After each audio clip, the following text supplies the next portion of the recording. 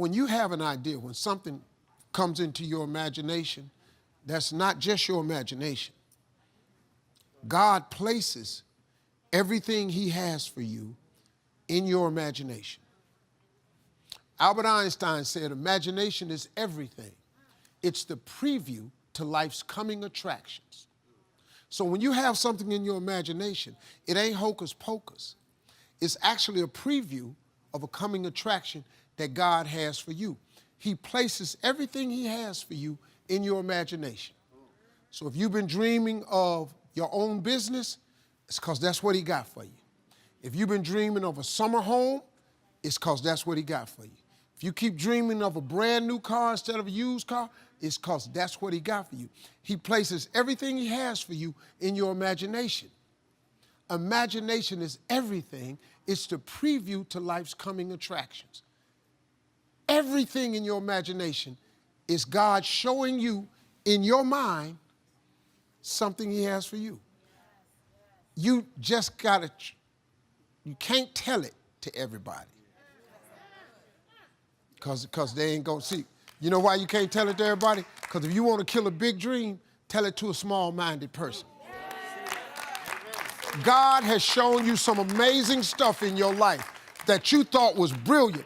Then you took it to your friends in your family, and you shared it with them, and they shot it down. You know why they shot it down? Because they couldn't see it. You know why they couldn't see it? Because God didn't show it to them. He showed it to you.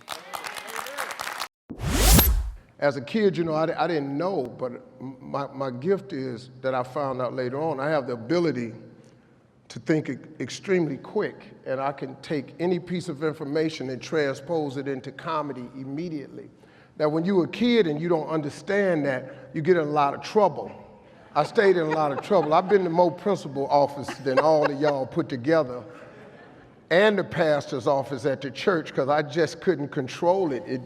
I thought something and I fired it off, and it was instant, and it happened. And you know, I didn't know what it was until I got older, that this was a gift, that it did make room for me, that I became a stand-up comedian, which started with a dream of mine, and it led to where I am today. It's a lot of stuff that happened in between there. But your gift is the thing that you do the absolute best with the least amount of effort. That's your God-given gift, and everybody has one, and God gives it to you at birth. You don't have to go anywhere to discover it. It's not in the water. It's not on a mountaintop. It ain't hid under a rock. Your God-given gift is instilled in you at birth. If you pursue that as opposed to your passion, there lies your greatest chance for success. The problem with people is we don't pursue our gift oftentimes. We try to go get an education and make it think that's going to get us somewhere, and then we try to pursue a passion. And you know, I'm passionate about golf. I really am. I'm passionate about golf. But I need 24 balls when I start around the golf, because as passionate as I am, I'm not gifted at it. I make some good shots. You know, I hit one every now and then, get up there, you know, green in regulation. But for the most part, you know, I got to go find that ball somewhere. And I'm passionate about it, but I'm not gifted at it. If you identify that gift, man, that gift is the thing that can make you great. Okay, here's the deal. If you want to be successful, here's the thing you have to do. You have to jump. There is no way around it. You have to jump. Every successful person has jumped. You got to jump. You got to take a leap of faith. You got to dash off that cliff, and you got to jump out there as far as you can. Now, a lot of times you stand on the cliff of life and you see other people soaring by, gliding down like a bird flying through the air.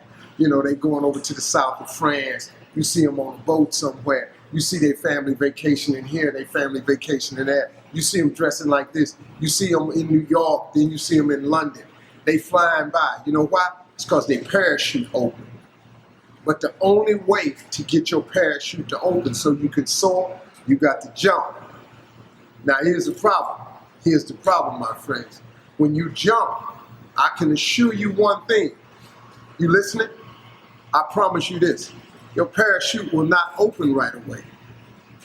No, that's the fear part. I promise you your parachute will not open right away.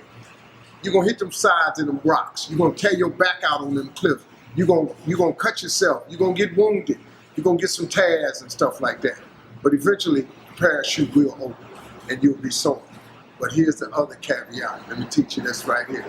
If you do not jump, I promise you one thing, your parachute will never open. So you're safe, but you'll never soar. You got to jump. I got to go.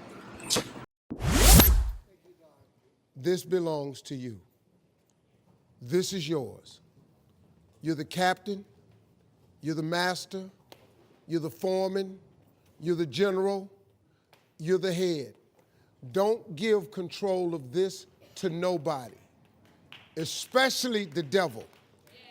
Do not let Satan come in here and function and operate, because he has one mission: to keep you off course, to make you not think it's possible, to make you think that God don't hear you.